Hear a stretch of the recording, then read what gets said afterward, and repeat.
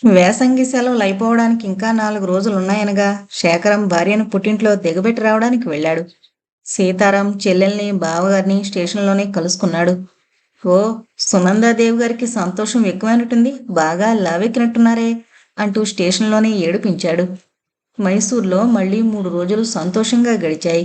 శేఖరం బెంగుళూరుకు వెళ్ళడానికి సిద్ధమవుతుంటే సునందకు ఏడుపొచ్చింది.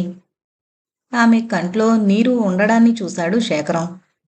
ఇంతకే ఏడుస్తారా ఎవరైనా? నీకు పిచ్చిగాని అన్నాడు.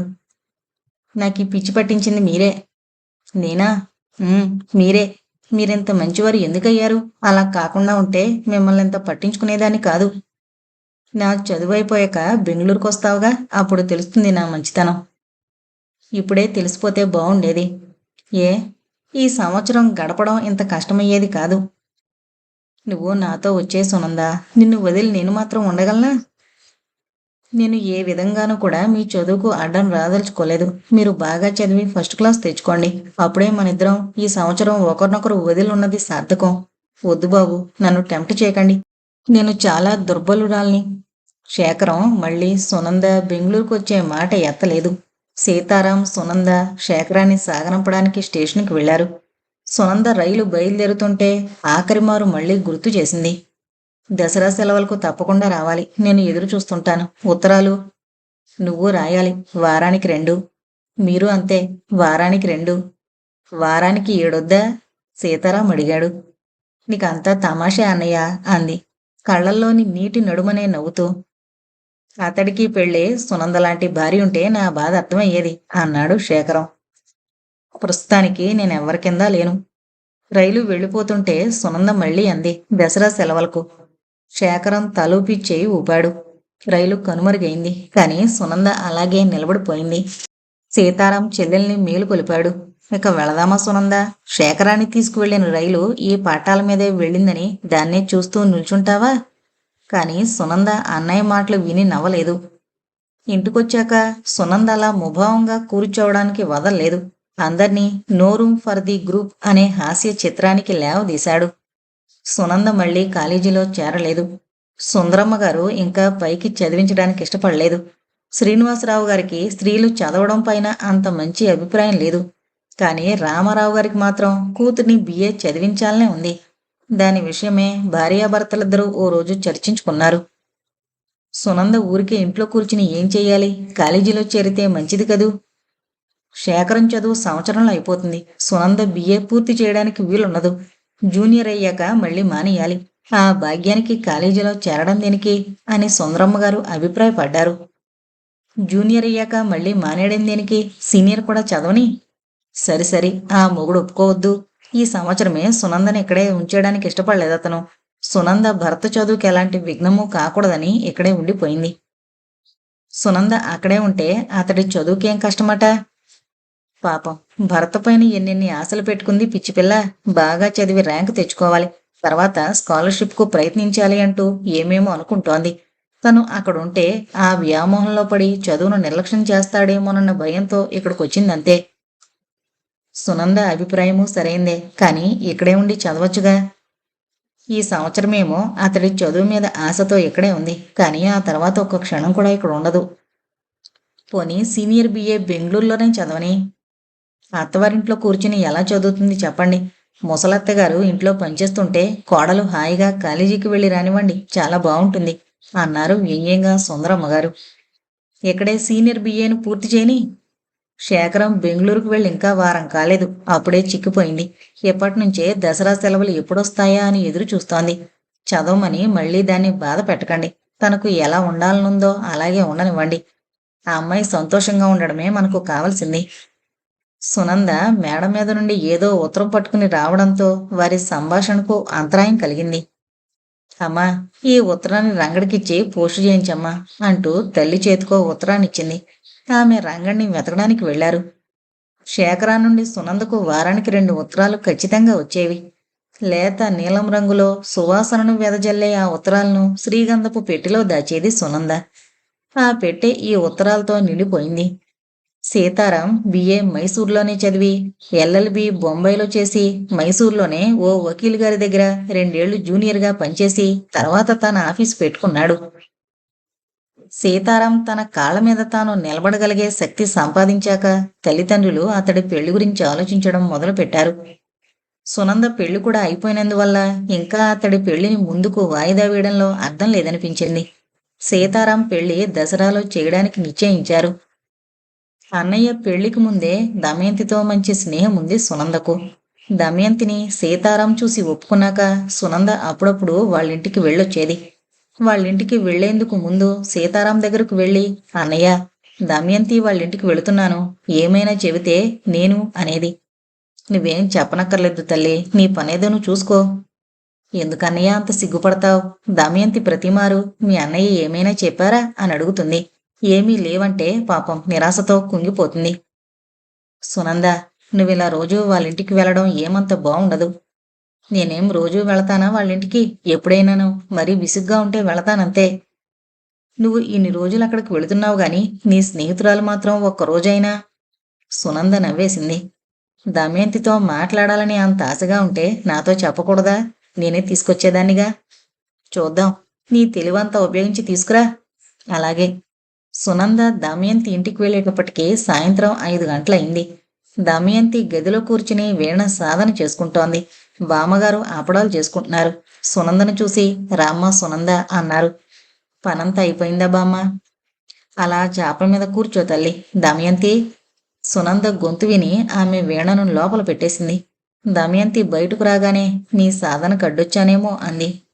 అబ్బే లేదు, నేనే ఇక ఆపేద్దామని అనుకుంటుంటే మీరొచ్చారు. రండి, అలా తోటలో కూర్చుందాం. సునంద దమయంతి వెళ్లి తోటలో గడ్డి మీద కూర్చున్నారు. సునంద శేఖరం తనకిచ్చి వెళ్లిన సిల్కు కర్చీఫ్తో ఆడుకుంటూ ఓ చిన్న మాట అంది. ఏంటది? అన్నయ్య మిమ్మల్ని వాళ్ళ ఇంటికి తీసుకురమ్మన్నాడు. నిజంగానా? నిజం. అందుకనే ఆఫీసుకు కూడా వెళ్లకుండా ఇంట్లోనే ఉన్నాడు. అమ్మా నాన్న ఇంట్లో లేరు. బామ్మను గనక మీరు ఒప్పిస్తే. మీ బామ్మను ఒప్పించడం ఏం కష్టం? మీరిక్కడే ఉండండి, నేను అడుగొస్తాను అంటూ సునంద లోపలికి వెళ్ళింది. బామ్మగారు. ఏమ్మా? దమయంతిని మా ఇంటికి తీసుకువెళ్తాను. మళ్ళీ నేను అన్నయ్య కలిసి దిగబెట్టి వెళతాం. బామ్మగారు ఆశ్చర్యంతో నోరు తెరిచారు. సిగ్గుచేటు, పెళ్లి కాకుండానే భరతింటికి వెళ్లడమే? అలా అంతా కలిసి తిరగొచ్చునా? నా గొంతులో ఊపిరుండగా అలాంటి పని జరగనివ్వను. కలియుగమమ్మ, కలియుగం. నేను వాళ్ళిద్దరినీ ఒంటరిగా వదలనండి. నేను వాళ్లతోనే ఉంటాను. అయినా పిల్లికి ఎలక సాక్ష్యమట. మీ వ్యవహారం అలాగే ఉంది. మీరందరూ చెడిపోయారు. ఈ కాల పిల్లలంతా ఇంతే. ఇంకా మెదలకుండా బయటకొచ్చింది సునంద. ఆమె మొహం చూస్తే వెళ్ళిన పనేమైందో గ్రహించుకుంది దమయంతి. బామ్మగారు ఒప్పుకోలేదు. ఆవిడ ఒప్పుకోరని నాకు ముందే తెలుసు అంది దమయంతి నిరాశతో. పోనివ్వండి, ఎంతైనా పూర్వకాలపు వాళ్ళు మనలా ఉండలేరు. సునంద నిరాశతో కుంగిపోయిన దమయంతిని ఓదార్చింది. 6:30 వరకు కబుర్లు చెప్పుకుంటూ కూర్చుని తర్వాత ఇంటికి వెళ్ళింది సునంద. తనొక్కతే రావడాన్ని చూసి సీతారాం, ఆ అమ్మాయి గారి తెలివితేటలేంటో తెలిసాయిగా అంటూ నవ్వాడు. కాని దానిలో నిరాశే ధ్వనించింది. నన్నేం చేయమంటావన్నయ్య? బామ్మగారు ఒప్పుకోలే. పోని అంటూ అక్కడి నుంచి వెళ్ళిపోయాడు సీతారాం. దసరా దగ్గరకొస్తున్న కొద్దీ రావుగారింట్లో పెళ్లి సందడి ఎక్కువైంది. కొడుకు పెళ్లి, అల్లుడు కూడా ఊరికొస్తున్నాడు. సునంద ఇంట్లో ఒక్క నిమిషం స్థిమితంగా కూర్చోలేకపోయింది. శేఖరాన్ని తీసుకొచ్చే రైలు సాయంకాలం వస్తుంది. సీతారాం తనతో పాటు స్టేషన్కు రావడానికి ఒప్పుకున్నాడు. అతన్ని ఎదుర్కోవడానికి ఏ చీర కట్టుకోవడమా అని ఉదయం నుండి ఆలోచించి తనను మొట్టమొదటిసారి చూసి మెచ్చుకున్న నెమలికంఠం రంగు చీర సరిగ్గా ఉంటుందని నిర్ణయించుకుంది సునంద. సాయంకాలం 6:15కి ఆ ట్రైన్ వస్తుందని తెలిసి కూడా 5:15కే బయలుదేరదీసింది అన్నయ్యను. సీతారాం ఏదో పుస్తకం చదువుకుంటుంటే వచ్చి, ఇక వెళదామన్నయ్యా అంది. ఇంకా 5:15 అయిందే చిట్టి తల్లి. నీ వాచి స్లోగా నడుస్తోంది. నా దానిలో అప్పుడే 5:30 అయింది. సీతారాం పుస్తకం మూసి సునందను పరిశీలనగా చూశాడు. అంతా బాగానే ఉంది, కానీ జడ మాత్రం కొంచెం పక్కకుంది అన్నాడు. సునంద కంగారుగా 2 మార్లు వేసుకున్నాను, అయినా సరిగ్గా రాలేదా అన్నయ్య? సరే అయితే ఇంకో మారు. రైలుకు లేట్ అవుతుందేమో, అలాగే ఉండనిద్దు.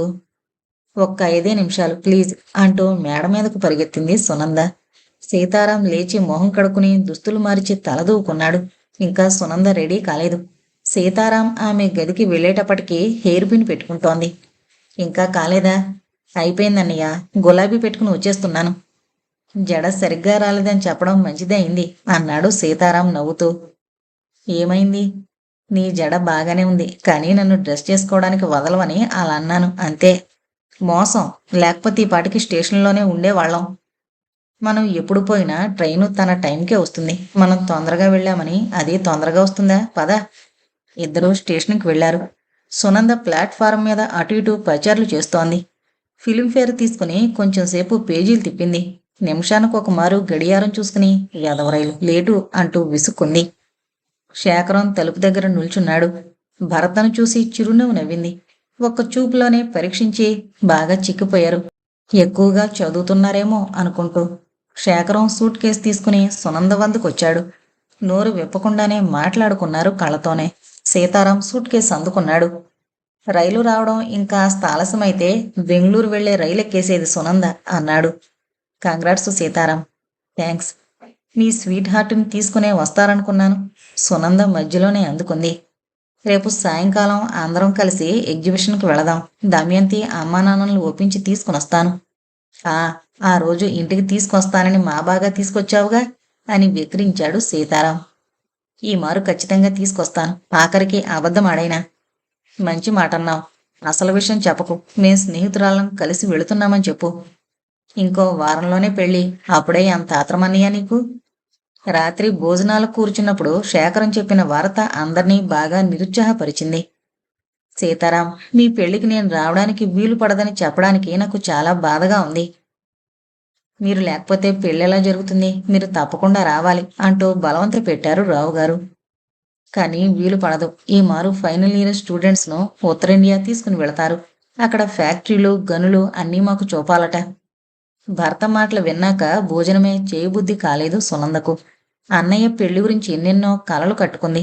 తను శేఖరం చక్కగా ముస్తాబు చేసుకుని పెళ్లి పందిట్లో తిరుగుతుంటే అందరి కళ్ళు తమపైనే ఉండాలి. దమయంతి పూజా సమయంలో తామిద్దరినీ పీటల మీద నిలబెట్టి అన్నయ్య వదినల చేత కాళ్ళు కడిగించుకుని తాంబూలం పుచ్చుకుంటే ఎంత బాగుంటుంది. తను నిమిషానికి ఒక మారు దుస్తులు మార్చుకుని శేఖరం చేత పొగిడించుకోవాలి. ఇలా ఎన్నెన్నో ఆశలు పెట్టుకున్న సునంద ఉత్సాహమంతా భర్త మాటలు విని నీరు కారిపోయింది. సీతారాం కూడా చాలా నిరాశ చెందాడు.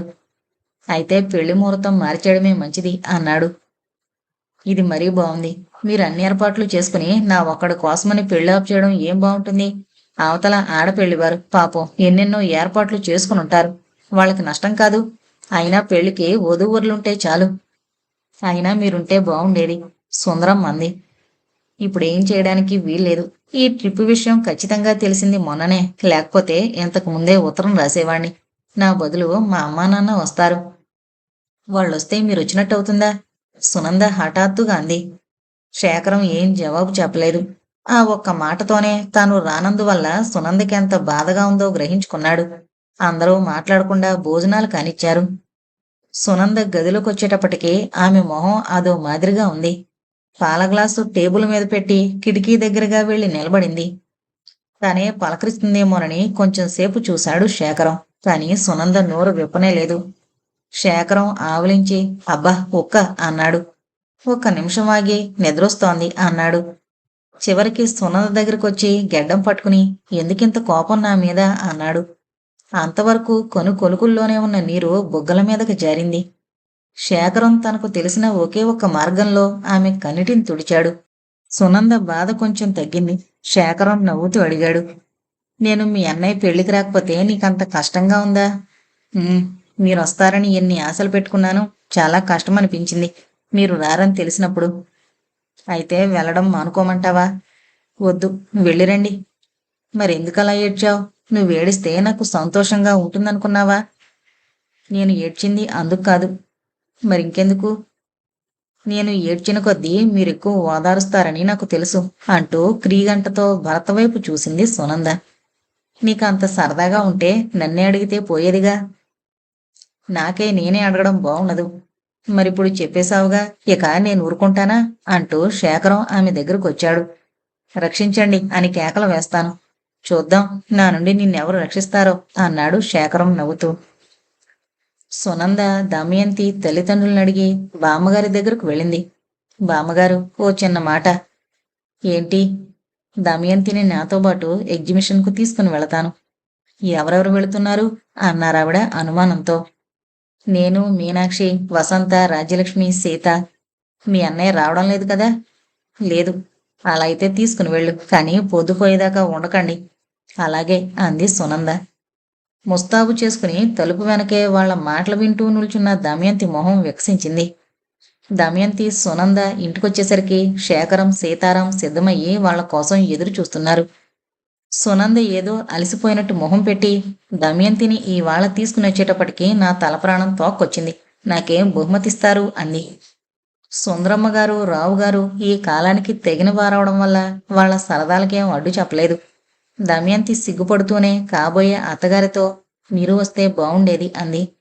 మీరు కలిసి వెళ్ళండి, మధ్యలో మేమెందుకు? తోవలో దమయంతి మాట్లాడనే లేదు. సీతారాం ఆమె నోట మాట తెప్పించడానికి ఎంతో ప్రయత్నించాడు.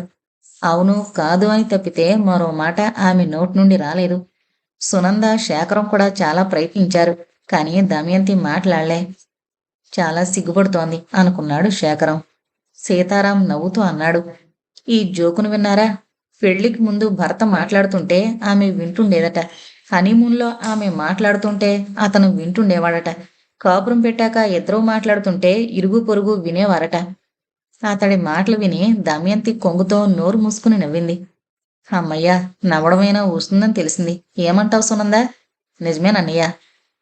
ఎగ్జిబిషన్ దగ్గర చాలా రద్దీగా ఉంది. ఆడవాళ్లు టికెట్ తీసుకునే చోట ఎక్కువ మంది లేకపోవడంతో సునందే వెళ్ళి టికెట్ తీసుకునొచ్చింది. ఫౌంటైన్ దగ్గర శేఖరం అన్నాడు, సీతారాం, మీ వుడ్బీ చాలా సిగ్గుపడుతున్నారు. మేం ఉండడం వల్లే మాట్లాడడం లేదేమో. ఇక్కడ మనం విడిపోదాం. మళ్ళీ సరిగ్గా 8 గంటలకి ఇక్కడే మళ్ళీ కలుసుకుని ఇంటికి వెళదాం. సీతారాం కృతజ్ఞతతో అలాగే అన్నాడు. దమయంతి మాత్రం సీతారాంతో తానొక్కతే వెళ్ళడానికి భయపడింది. అన్నయ్యం పెద్ద పులి కాదు మిమ్మల్ని తినేయడానికి, వెళ్ళండి అంది సునంద. సీతారాం చిలిపిగా, ఇంకొంచెం సేపు అలాగే నిల్చుంటే చేయబట్టుకుని లాక్కుని పోతాను అన్నాడు. హడలిపోయి, వద్దు నేనే వస్తున్నా అంది దమయంతి. సునంద, శేఖరం ఇంకో వైపుకు తిరిగారు. మీ వదినకు చాలా సిగ్గు అన్నాడు శేఖరం. అవును, అన్నయ్య మొహం చూస్తేనే ఎరబడిపోతుందామె. లేకపోతే అందరూ నీలా ఉంటారా ఏం? పెళ్లికి ముందే పైకి రావద్దని తెరమేయడానికే ప్రయత్నించావు నువ్వు. చూడండి, ఎదురుగుండా ఎవరో వస్తున్నారు.